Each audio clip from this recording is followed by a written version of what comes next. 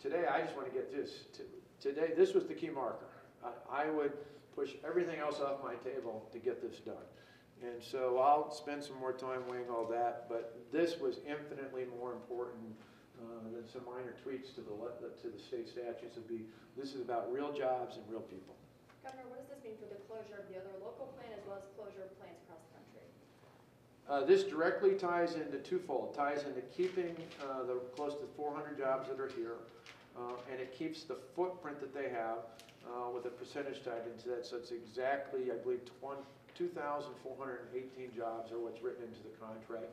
They have to keep that here. I'll let Kimberly-Clark talk about their other components. But our focus all along had really been about this plant and these operations here, not only for the employees, but because we understood that this was the most viable part of their operations, and this is a strong and growing part of the consumer market.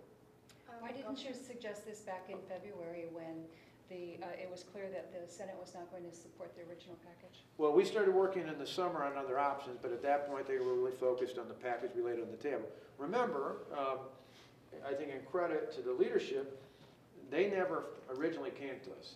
They made a decision based on the numbers and looked at it, and that original decision, they didn't come to us. They didn't pit one state against the other like a lot of companies do that. They did not do that. They just made a decision based on the logical information they had at the time. We made a plea and reached out to the legislature, as we often do on other things. We like to work together and not just go solo. So we worked with the legislature and said, boy, if we put this on the table, could we get some support for that? From the folks here locally, there was good support.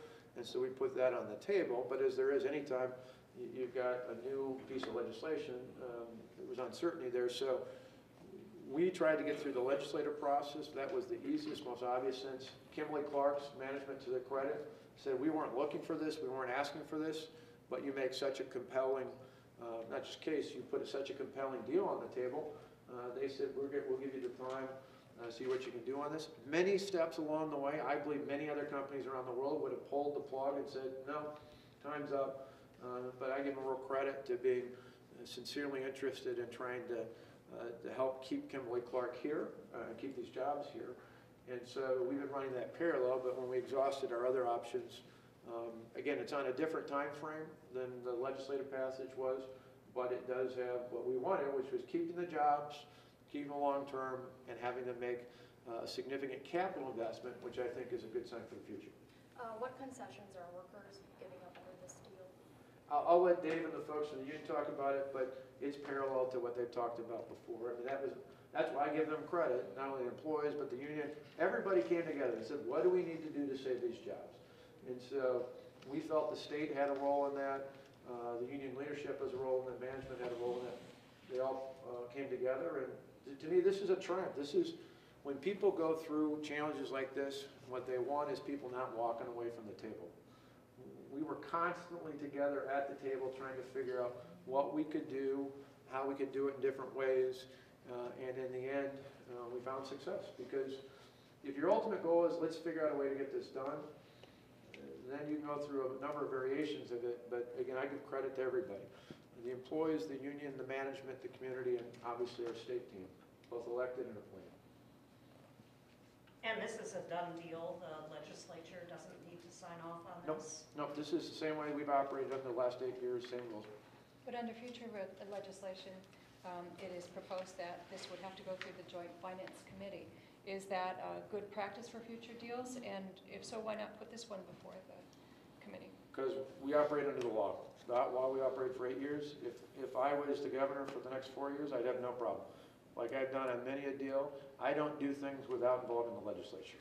So I do think it makes sense. If you're going to do, the whole reason we created the Wisconsin Economic Development Corporation was to get greater involvement and interest in economic development. 8 years ago, we lost 133,000 jobs. We had, early in 2010, 9.3% unemployment. We had graduates leaving the state. And a big chunk of why we created the Wisconsin Economic Development Corporation was to get greater buy-in for economic development.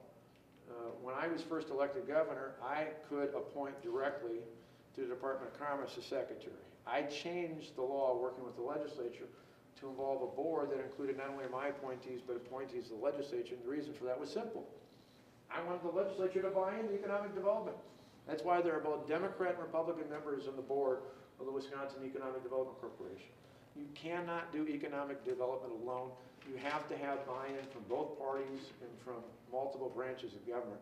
That's why we created the Wisconsin Economic Development Corporation. So if I had more time, if I was around for 4 more years, I'd have no problem working with the Joint Finance Committee or any other committee. There's no doubt in my mind a good deal like this would garner great support. Last question. Sir, one of these lame duck bills suggests that if your future successor takes over, do you find it fair if they would be able to pass they would not be able to pass a tax incentive package like this one? Do you think that that's fair if they come into office with that red tape already up? They absolutely would be able to pass a package like this. There's no doubt about it. They just have to have buy-in from everybody, which is what we do. We have buy-in from everybody. Right now, I don't know of anybody who's objecting to this. If anybody's against this, I've yet to hear about it. They might be using it for other political purposes to make points on it, but in terms of this deal for these employees, for the impact on this community and the state, I think it's pretty universal. People believe this is a good thing. And this is the sort of thing that can be done in the future. It just has to have buy-in from a broad group of people like we did. We got buy-in from the legislature. We got buy-in from local officials. We got buy-in from the union. We got buy-in from the employees. We got buy-in from the management. This is a total team effort.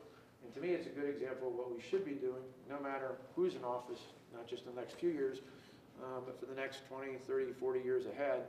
When it comes to economic development, it should not be a partisan issue. It should not be a political issue. It should be about keeping good-paying, family-supporting jobs in our communities, and that's exactly what this deal does. Thanks, everyone. Thanks.